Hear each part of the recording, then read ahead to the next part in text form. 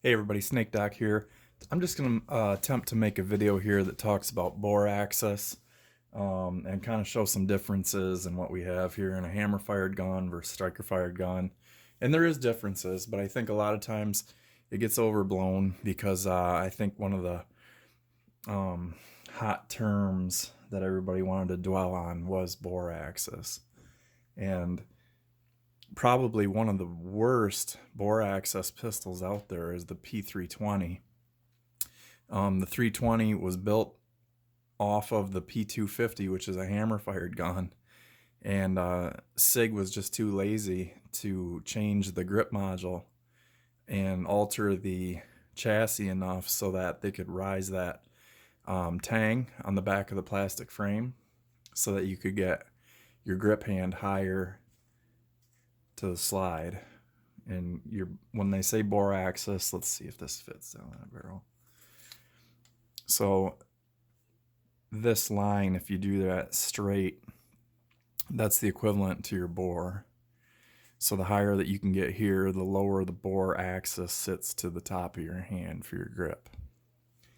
So the 320, it's a striker fired gun, but super high bore axis.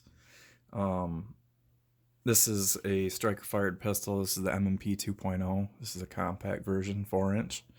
And this has a relatively low bore axis, you would say. Not quite as low as Glock, but it's still pretty low.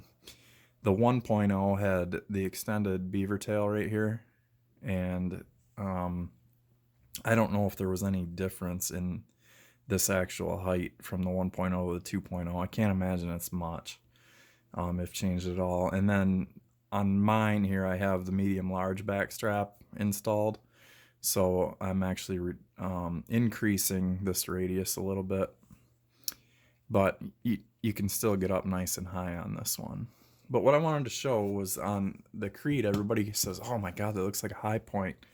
And if you look at the thickness and the slide height, it's less than a 1/16 of an inch taller than the M&P. So it doesn't even have a tall slide, but what gives you that visual appearance is because you have this extra depth right here. And that's because this is a hammer fired pistol. So you have to have room for a hammer to reciprocate in there. So there's a hammer that's cocking and coming forward, and you can see that right here in the back of the slide. On a striker, all you have is just a little tang that catches a striker and either holds it back cocked, or it goes back with the trigger pull and then it drops down. So all that mechanism can be this way up in here. But if this had a hammer in it, it would have to be able to, pivot and reciprocate right in here. But yeah, this Creed, everybody, oh my god, look at that whopping high bore axis. And then when you look at the difference here, it's not even much. It's just a visual, I don't know how to explain it. We're gonna get the calipers out and we're gonna do a measurement here. And what we're gonna measure is this width right here. And I'm gonna do it, make sure I get it onto one of the rails. So here we have 1.57 inches. Okay. And let's see here. What do we have on the Creed? 1.73 inches. So, what is that? 14? It's not that different. What you can see here in a difference, like if this, mind you, this M&P is in 40 cal, so that's why the bore looks a little bit bigger on that. But you can see that the recoil spring assembly is sitting lower on the Creed. So there is a gap between the barrel and the recoil spring assembly that you don't have on the M&P. When you compare that to a 1911, your gripping surface is way down here. Then you have your grip safety, then you have your hammer, and then you have your slide. So it's part of the reason a 1911 shoots so well is because ergonomically it's a good grip angle, and it's a slim gun, and there's lots of different grip options, so you can get something that really feels really good. Let's take a measurement on this. And I'll do it to the bottom of the slide. Well, you know what? I'll do it on the dust cover. 1.53. So very similar to what we had on the M&P. But there you can see how that sits. Really what it comes down to is proper grip tension,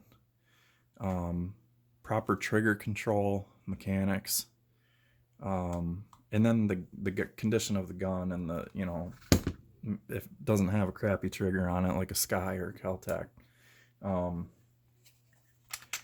But like this Creed, when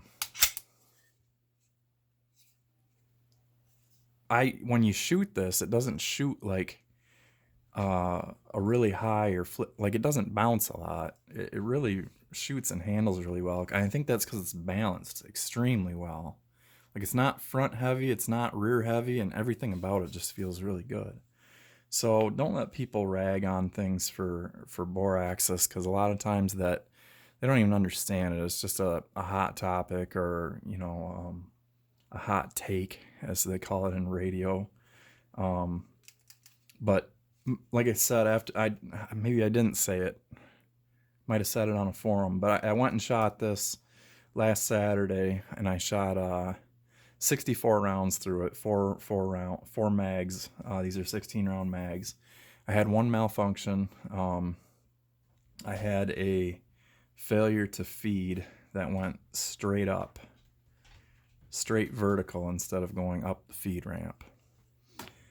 So I had to strip the mag out and rack the slide back, and it fell out through the bottom of the mag well. Other than that, it shoots great. My only complaint, and I think Late Boy Scout had this problem too, is that this corner of the frame right here, under recoil, if you're not locked in there, it will come down and bite you and hit you right here on that bone of your thumb if you have slimmer hands. If you have big meaty hands, you probably wouldn't even feel it, but I definitely felt it. It wasn't disturbing or uncomfortable, it was just noticeable, because I was like, let me see, I want to be aware of everything that this gun feels like to me right now. So other than that, I really liked it. It was a great shooter, super accurate. Like, it was so easy to throw less than 2-inch groups out at 7 and 10 yards. Really easy, and really easy to rapid fire. Like it tracked back to point of aim really easily. So anyhow, the other thing I wanted to talk to you guys about real quick on this Creed is, if you guys know anybody that's doing a outside the waistband holster for these, that would be a good range holster. I'm not looking to conceal carry it. I'm just looking to have a holster in case I go out. I want to be able to use this, because it does not fit in that Safariland 578. It would probably fit in the wide version of that, but I don't really want to buy the wide version of it just for this. Especially because I haven't found any deals on the wide version of that 578 holster. So let me know if you guys have any suggestions, or if you know anybody who would be interested in getting promoted on my channel, if they could send me one. Like a Kydex person that you know that would be able to mold on a Creed that maybe they own, or they have a mold for, or a blue gun for, or whatever. But that's what I'm looking for at the moment. So thank you guys for watching, and always shoot safe.